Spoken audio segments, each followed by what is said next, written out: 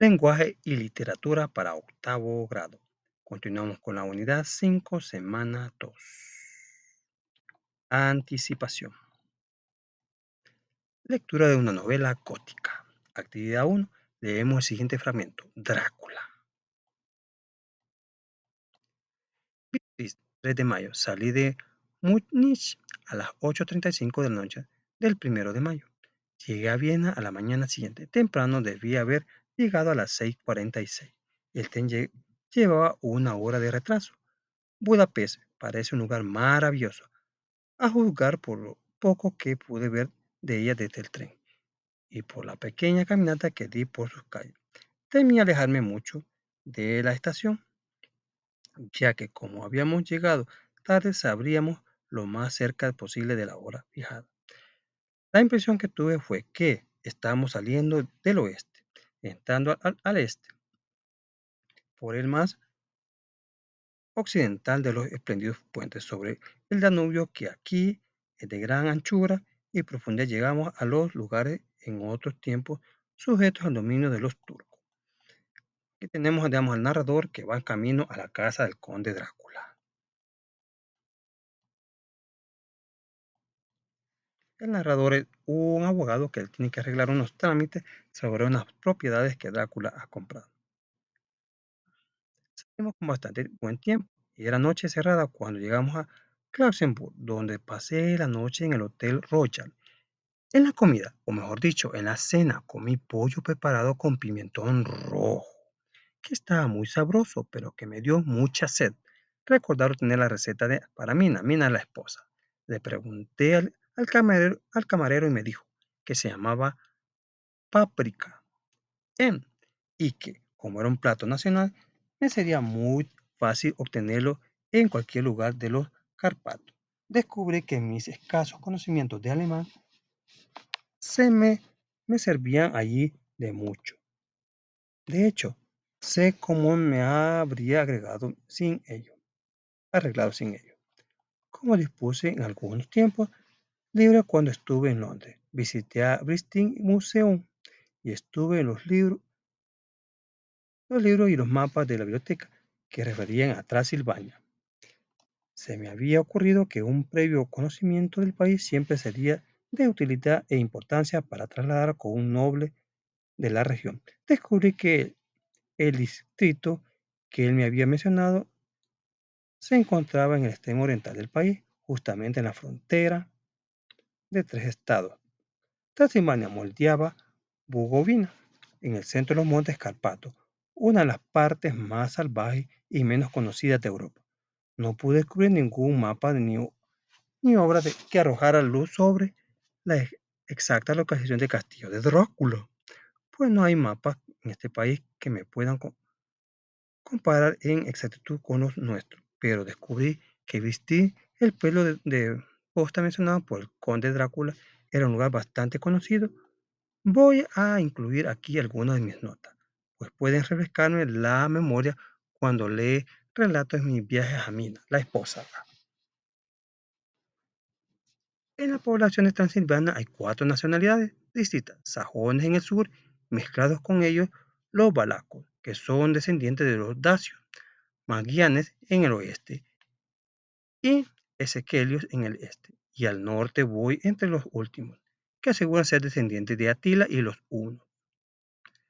Esto puede ser cierto, puesto que cuando los magiares conquistaron el país en el siglo XI, encontraron a los hunos, que habían establecido en él. Leo todas las supersticiones conocidas en el mundo.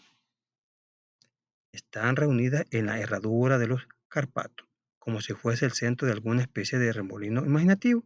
Si es así, mi estancia puede ser muy interesante. Recordar que debo preguntarle al conde acerca de estas supersticiones. ¿Para qué le vas a preguntar, amor? El entendido ve el mal y se aleja, pero todavía no lo ha visto lo malo. Muy bien, aunque mi cama era suficiente cómoda, pues tuve toda clase de extraños sueños durante toda la noche. Un perro aulló bajo mi ventana, lo cual puede haber tenido que ver algo con ello. O puede haber sido también el pimentón, puesto que tuve que beberme todo el agua de mi garrafón y todavía me quedé sediento. Ya estaba anocheciendo cuando llegamos a Bistrit, que es una antigua localidad muy interesante. Como está prácticamente en la frontera, pues el paso de Borgono conduce desde ahí a Bucovina. Ha tenido una existencia bastante agitada y desde luego pueden verse las señales de ella. Hace 50 años pues, se produjeron grandes incendios que causaron terribles estragos en 5 ocasiones diferentes. A comienzos del siglo XVII sufrió un sitio de 3 semanas y perdió 13.000 personas, y a las bajas de la guerra se agregaron las del hambre y las de enfermedades. El conde Drácula me había indicado que fuese al hotel Golden Crown, el cual para mi gran satisfacción que era bastante anticuado, pues apuesto por su puesto, yo quería conocer todo lo que fuese posible de las costumbres del país. Evidentemente me esperaban, pues cuando me acerqué a la puerta me encontré frente a una mujer ya entrada en años, ya estaba señora, de rostro alegre, vestida a la usanda campesina, ropa interior blanca, con un doble delantal por delante y por detrás, de tela vistosa tan ajustada al cuerpo que no podía calificarse de modesto. ¿Qué clase, señora? Cuando me acerqué, ella se inclinó y me dijo, el señor inglés. Sí, le respondí, Jonathan Harker, así se llama el narrador, Jonathan Harker. Ella sonrió y le dio algunas instrucciones a un hombre anciano en camisa de blancas mangas, que la había seguido hasta la puerta. El hombre se fue, pero regresó inmediatamente con una carta. ¿De quién era la carta? De Drácula. Mi querido amigo, bienvenido a los Carpatos. Lo estoy esperando ansiosamente. Duerma bien esta noche. Ay, porque las otras ya no va a poder dormir bien. Mañana a las 3 saldrá la diligencia para Bugovina. Ya tiene un lugar reservado. En el desfiladero de Borgón, mi carruaje lo estará esperando y lo traerá a mi casa. Espero que su viaje desde Londres haya transcurrido sin tropiezo y que disfrute de su estancia en mi bello país, su amigo Drácula. Bueno, buscando información en la web, dice que como que el cochero con el que leímos al principio o una semana anterior era el mismo conde Drácula disfrazado de cochero, según los datos que encontramos en la web. O sea que el que lo está esperando es Drácula, no es el cochero, pero disfrazado por Bram Stoker, la historia. Vamos a seguir hablando de Drácula. En esta ocasión, lo peculiar que tiene este texto es que ya Jonathan Bracker, el narrador, ya está en la casa de Drácula. Vamos a leer lo que le está pasando. Vamos, actividad 2. Leemos un fragmento de la novela gótica Drácula. 8 de mayo. Cuando comencé a escribir este libro, temí que me estuviese emblayando demasiado, pero ahora me complace haber entrado en detalle desde, desde un principio, pues hay algo tan extraño acerca de este lugar y todas las cosas que suceden, que no puedo sino sentirme inquieto. Desearía estar lejos de aquí, o jamás haber venido. Ya está arrepentido. Después de que quería llegar, hoy está arrepentido.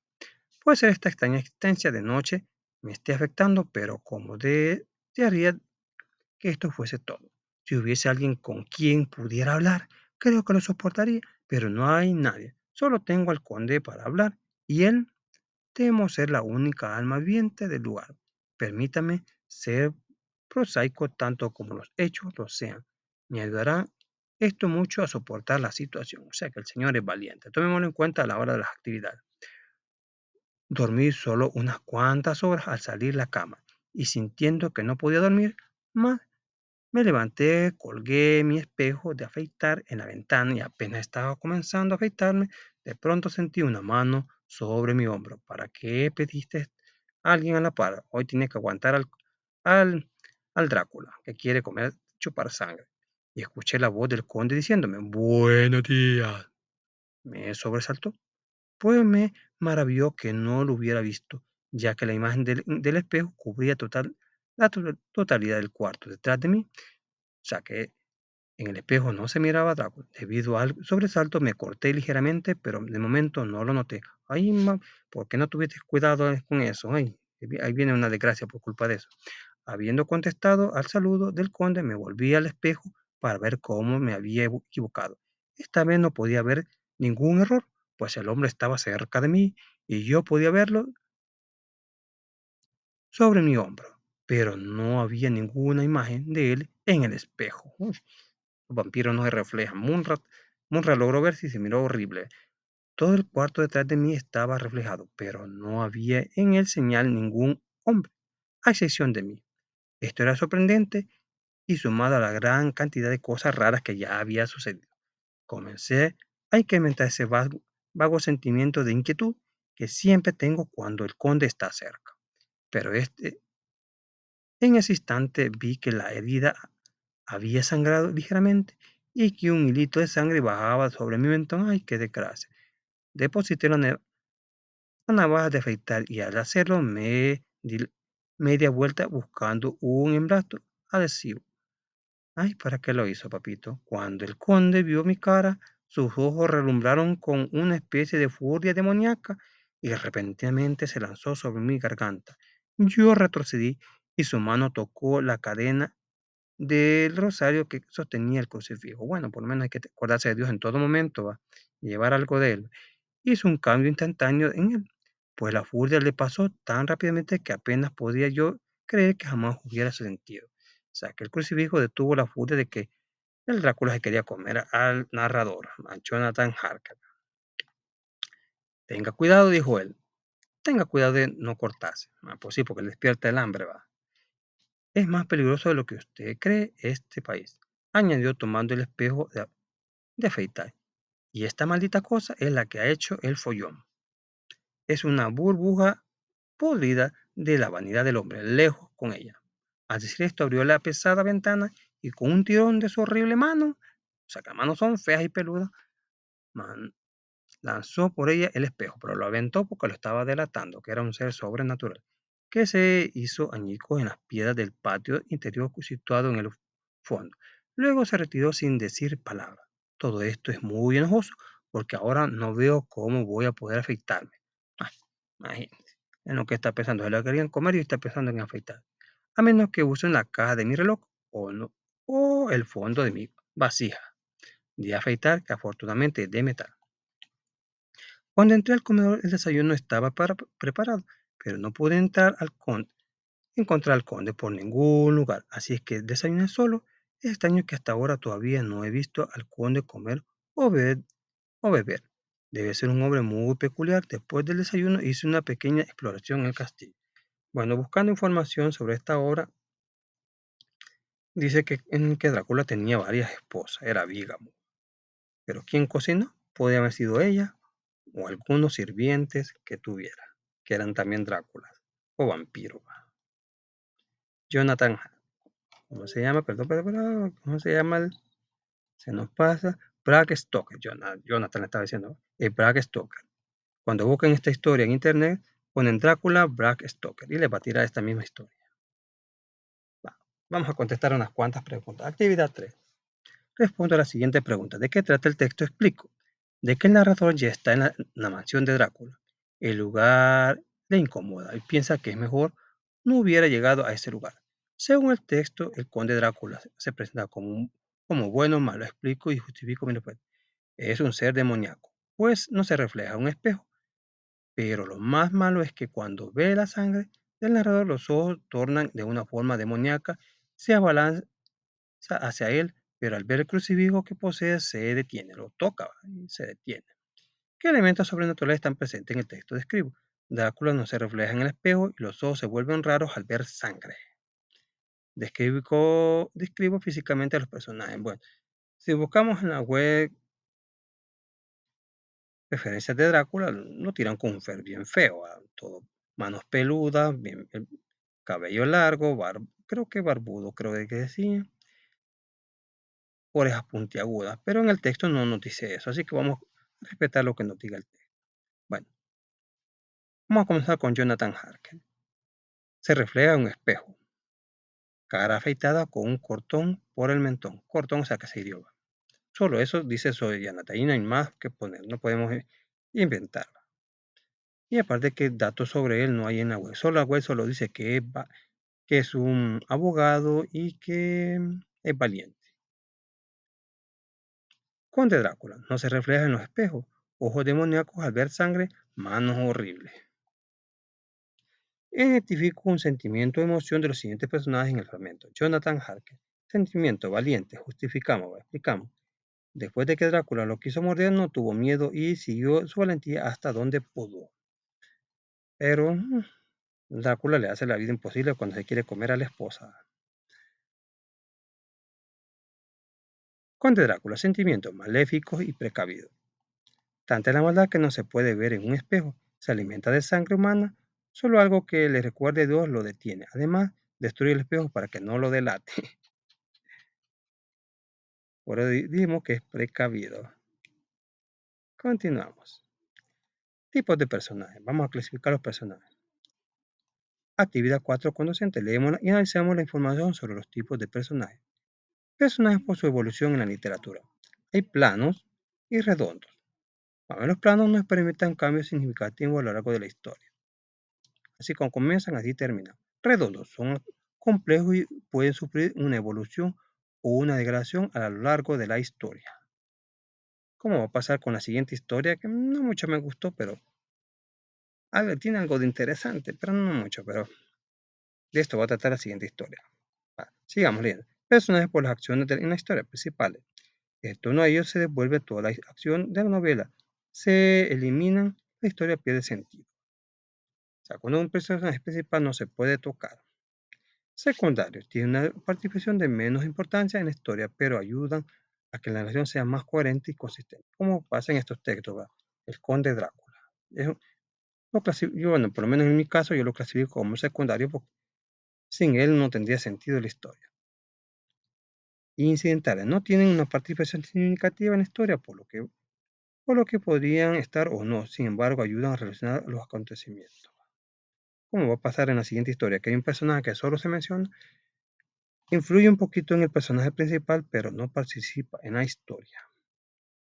Resolvemos. Leemos nuevamente los fragmentos de la actividad 1 y 2 de esta semana y explicamos los tipos de personajes según la evolución de su acción. El narrador va, Jonathan Harker. Como personaje principal es víctima de los ataques de Drácula. Es un personaje redondo, que comienza tranquilo y después se va a la acción. Drácula en los fragmentos se coloca como personaje secundario, pero en los fragmentos consta. Aunque para mí es principal. Sin Drácula no tiene sentido leer la historia. No es el personaje secundario, pero él pone el sentido de los fragmentos. Es un personaje redondo, pues muestra amigable, pero cuando puede ataca mostrando su maldad.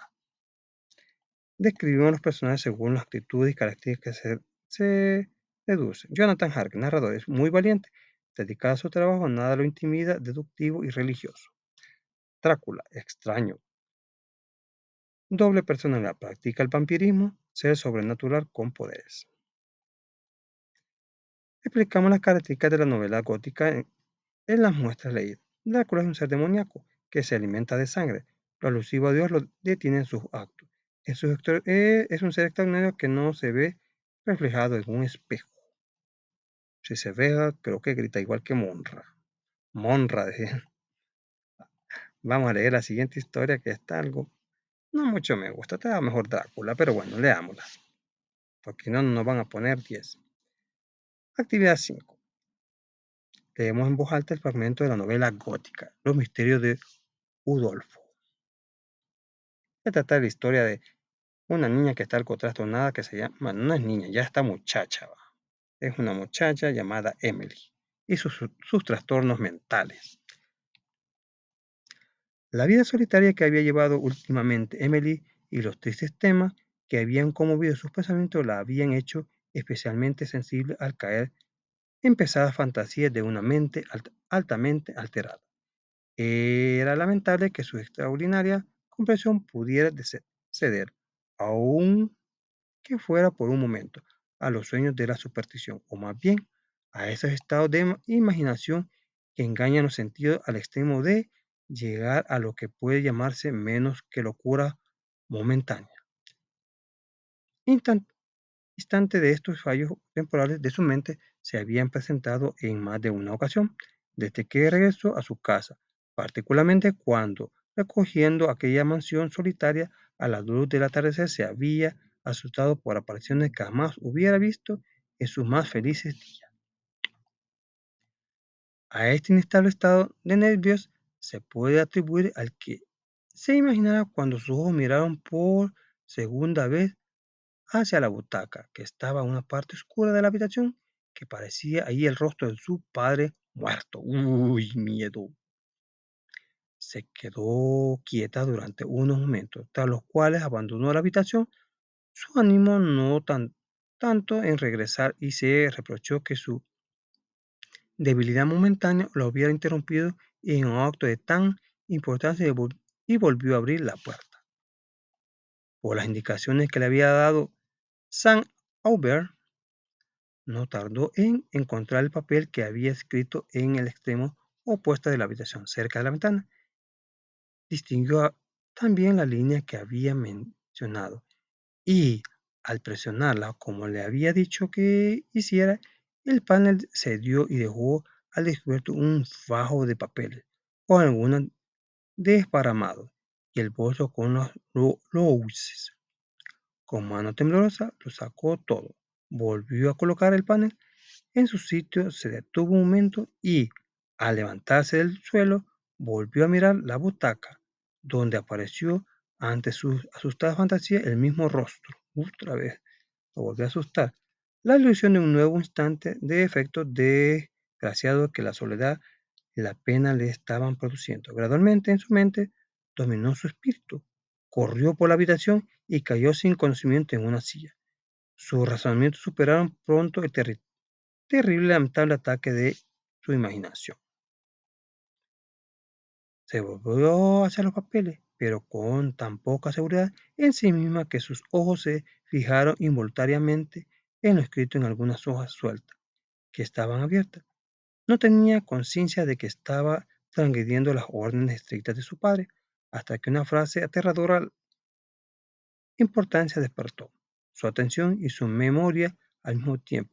Con un gesto violento apartó los papeles de sí, pero las palabras que habían desesperado igualmente su curiosidad y su terror no podía borrarlas de sus pensamientos. La habían afectado tan poderosamente que ni siquiera pudo decirle la inmediatez de la destrucción de los papeles. Y cuando más luchaba contra esta circunstancia, más se inflama su imaginación. Esa era la conciencia, que no lo tenía que hacer, urgida por la insistente, aparentemente más necesaria curiosidad por algo que se refería a su padre en un tema terrible y misterioso. O sea, que en esos papeles escondían algo sobre el papá. Por eso no tenía que destruirlos, pero no podía. Solo le había leído una alusión, comenzó a lamentar y su promesa de destruir los papeles. Por un momento dudó incluso de si debía obedecer, en contradicción con las razones que le parecían indicarle que obtuviera más información, pero la duda fue momentánea. Por Anne Radcliffe. Vamos a la actividad. Dice, resolvemos la siguiente actividad. ¿De qué trata el texto? Explicamos. De los problemas de la soledad que vive Emily. Tras la muerte de su padre, quedó afectada de la mente y alucina que lo ve. Así podemos deducir que entender la obra. Marcamos las afirmaciones correctas. ¿El ambiente que sucede en los contenidos es alegre y luminoso? No la pongamos aquí porque no dice que es alegre. La protagonista experimenta una experiencia sobrenatural. Pongámoslo aquí que sí, porque si lo vio, si era su mente, le apareció, no sabemos.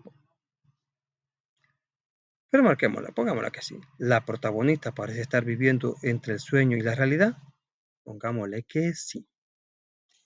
¿Qué acontecimiento sobrenatural experimenta Emily? Explicamos. Según la mente de ella, le aparece que ve a su padre ya fallecido. Según la mente, ¿será cierto? No se sabe. No podemos juzgarlo. Pongamos. ¿Cuál es el ambiente en que se desarrolla la novela? Describimos tristeza y soledad. Explicamos los tipos de personajes principales y secundarios de la muestra. Emily es el personaje principal y es redondo, pues vive un ataque mental y nervioso y la hacen ver cosas. Sam Humbert, personaje incidental, solo se menciona pero no participa en la trama, pero influye en Emily porque le ha dejado unas notas. Son los personajes que podemos encontrar. El padre no se puede decir nada porque se menciona pero no influye en nada. Socializamos las respuestas con la clase y escuchamos orientaciones. Con esto damos final a la clase. Actividad en casa. Investiga el significado de los siguientes términos. Argumento. Razonamiento para probar o demostrar una proposición o para convencer de lo que se afirma o se niega. Analogía. Procedimiento lingüístico mediante el cual se crean palabras o expresiones nuevas o se transforman otras que ya existen, con el fin de acomodarlas a un determinado modelo, en especial morfológico. Bueno, con esto damos por terminada la clase. Muchas gracias por su atención. Nos vemos hasta la próxima. Muchas bendiciones.